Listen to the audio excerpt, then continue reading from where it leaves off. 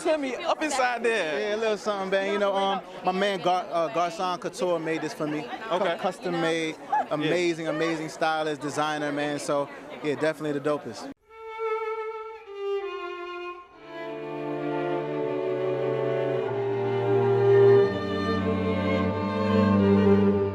My name is Ilbert Sanchez. I'm 34 years old. I'm from the South Bronx, born in Central America, Honduras, and I'm a fashion designer, CEO, co-founder of Garçon Couture.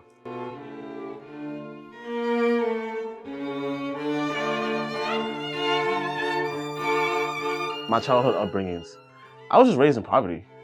Being born in Honduras, it's a third world country, a lot of violence, a lot of murders, and then coming to America, being raised in the South Bronx, it was a lot of things that I was exposed to at such a young age. And at the same time, just being protected by my parents.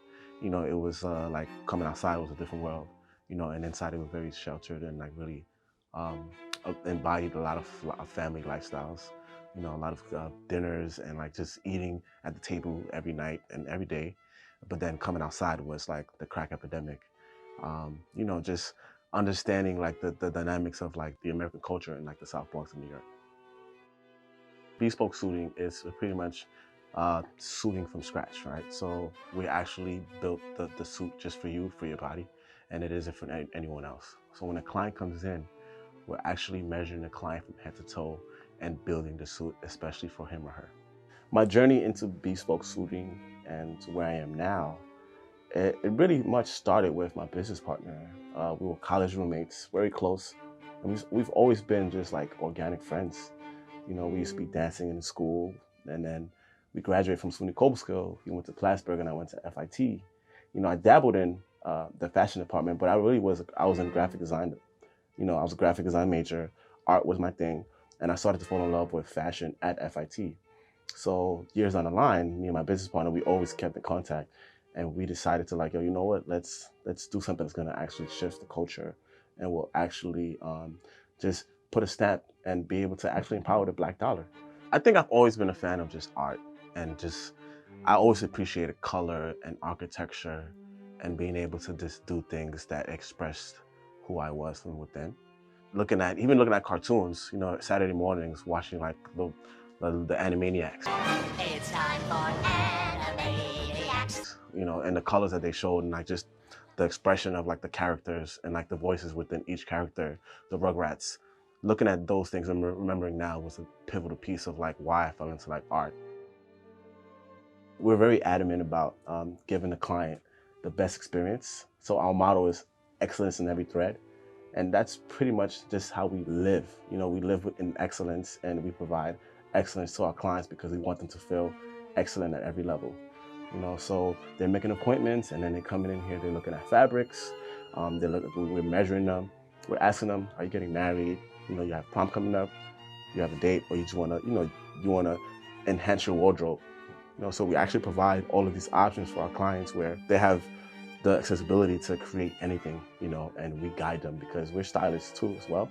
So we guide them towards like the best looks for whatever it is that you need us for. This process is very meticulous. You know, we make sure every detail matters because we believe in excellence for all of our clients. The people we've styled, I've been getting this question so much now. It's interesting because when we got the first one, it was like, wow, we got our first big client.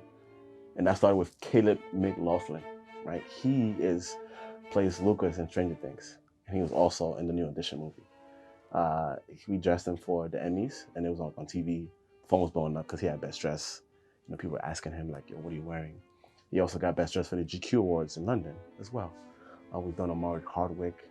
We've dressed Rotimi, Joel Embiid. We've done Woody the Great. He's actually in the Esquire magazine right now wearing our lavender suit. We've done Omarion's last music video. He's wearing a lavender suit as well under as well. But the list keeps on growing every day. And we're just humbled that clients can actually trust us for the music videos, for the red carpet events, for their big interviews on TV. And we're just humbled by that. Where do we get inspiration from when creating a suit, creating an outfit? For us, it's just being able to step outside the box. But we also want to just put emphasis on the African diaspora, on how talented we are. you know. And thinking back about like why we started Garçon Couture was we wanted to just highlight how strong and how powerful we were. You know, we've always been kings and queens. And it's like, this is just a little reminder, like, yo, we're still kings and queens regardless of where we are in the world.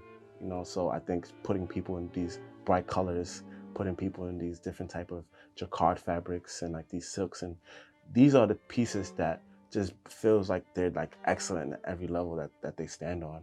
You know, so we want to be able to just make the client pop, even if they're wearing a black tuxedo. You know, it's Garçon Couture, just the way it's cut and just the way the fabric looks on them. The difficulties that Black tailors face in this industry is everybody thinking that we're all competition.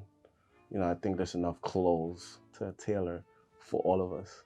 You know, I think it's being able to master your craft and doing the 10,000 hours in order to be the best at what you do, regardless of, there can be multiple people being the best at what they do, you know, and I think a lot of us get that mistaken for competition. And I think that when it comes to the black dollar, there's enough of the black dollar to be spread for all of us. It isn't one man's bowl. It's important for a Black man to own and wear a suit because it just represents so much empowerment. You know, I think it's a huge mental thing when it comes to wearing a suit, because you feel so, the presence of like when you walk into a room or in the street wearing a suit, it just represents so much, especially of how much just Black men have been through.